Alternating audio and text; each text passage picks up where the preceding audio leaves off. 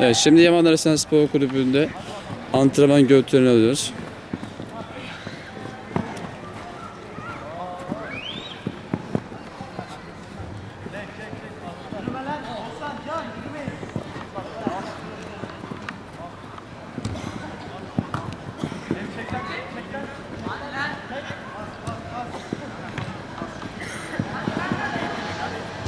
Arkasından.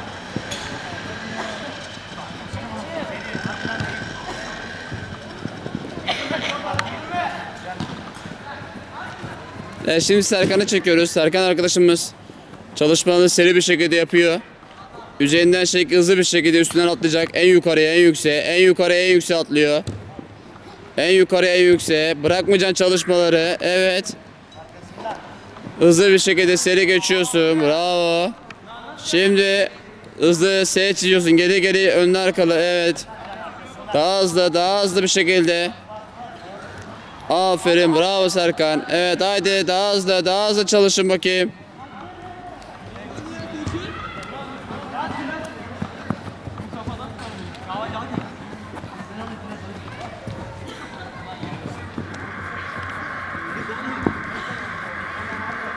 Evet, şimdi Serhat arkadaşımız yetenekli, 97 doğumlu bir çocuk.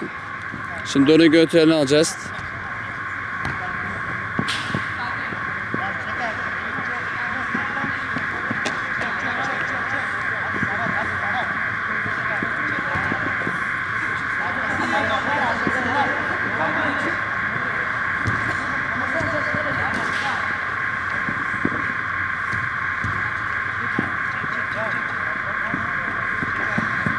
Evet, şimdi Oktay'ı çekiyorum. Evet, Oktay'ın hızı daha hızlı, Oktay daha hızlı oğlum.